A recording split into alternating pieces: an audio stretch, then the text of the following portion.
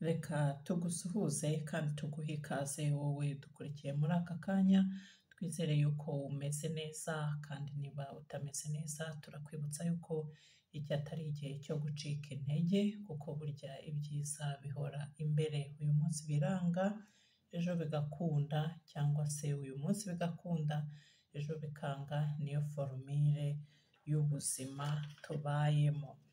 Nanone reka tubanze dushimire buri muntu wese wamaze gukora subscribe kuri iyi channel, muri abantu b'agaciro gakomeye, ni mwebwe muduha imbaraga zo gukomeza gukora ibiganiro nk'ibi byubaka benshi. Niba udukurikiye ukaba uri umwe mu batarakora subscribe, wenda bitewe no kutamenya uko bikorwa, reka tukunyuriremo muri make uko bigenda. Nureba hasi y'iyi video urabona amagambo yanditse subscribe, yakandeho, uyakandaho rimwe gusa ubundi bikaba biciyemo. Icyo bigufasha ni iki? Ni uko mu gihe tugize ikiganiro nk'iki dushyira hanze, uza mu ba mbere bagerwaho nacyo. Urumva ko gukora subscribe ni ibintu by'agaciro.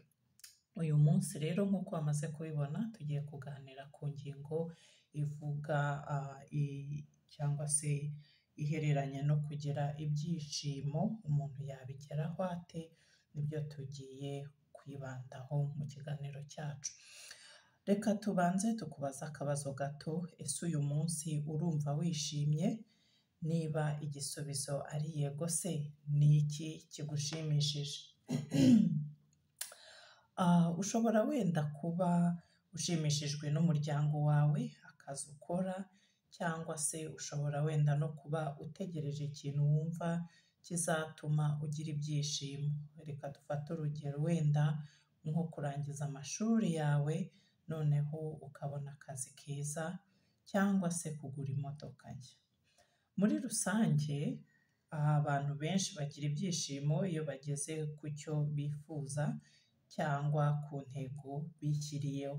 Ariko kandi akenshi na kenshi ibyo byishimo ntibimara kabiri cyangwa se ntibiramba, kandi iyo bigenze gutyo ibyo birababaza cyane. Ushobora rero kwibaza uti ariko se ubundi ibyishimo ni iki? Ibyishimo ni ukumva ufite umunezero urambye cyangwa se w'igihe kirekire, wenda ukaba uwuterwa n'uko wumva unyuzwe, ukumva wishimiye ubuzima kandi ukumva byahora bimeze gutyo. Kubera ko ibyishimo ari umunezero w'igihe kirekire, kugira ibyishimo rero ntabwo biterwa n'ibyo umuntu ageraho mu buzima, ahubwo biterwa n'uko yitwara mu buzima. Iki kintu reka ngisubiremo: kugira ibyishimo ntabwo biterwa n'ibyo umuntu ageraho mu buzima, ahubwo biterwa n'uko yitwara mu buzima.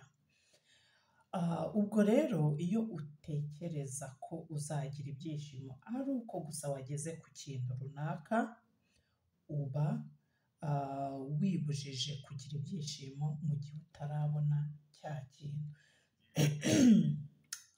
Kugira ngo wenda tubyumve neza, reka dufate urugero. Tuvuge ko reka wenda ibyishimo tubigereranye no kugira ubuzima bwiza. Wakora iki ngo ukomeze kugira ubuzima bwiza?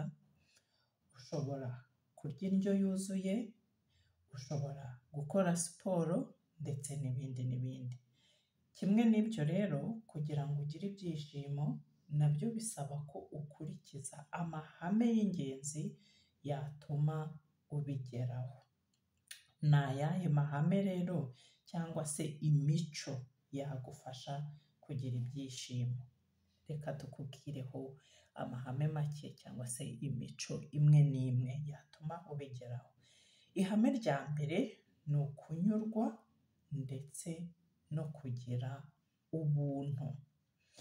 Icya kabiri, kugira ubuzima bwiza ndetse no kwihangana. Icya gatatu, kugira urukundo. Icya kane, kubabarira. Icya gatanu, kugira intego mu buzima.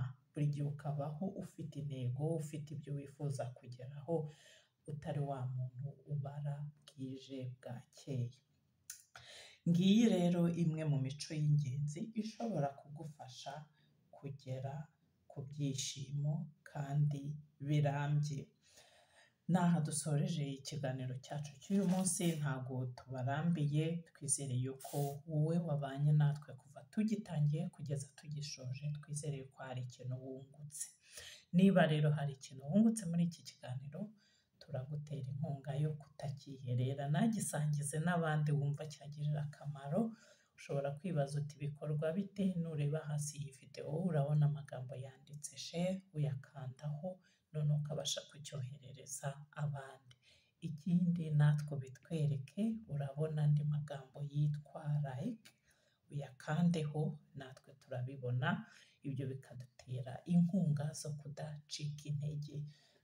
Naho ubutaha rero mukomeze mugire ibihe byiza, Imana ikomeze ibane namwe, ihire imirimo y'amaboko yanyu, muhahe muronke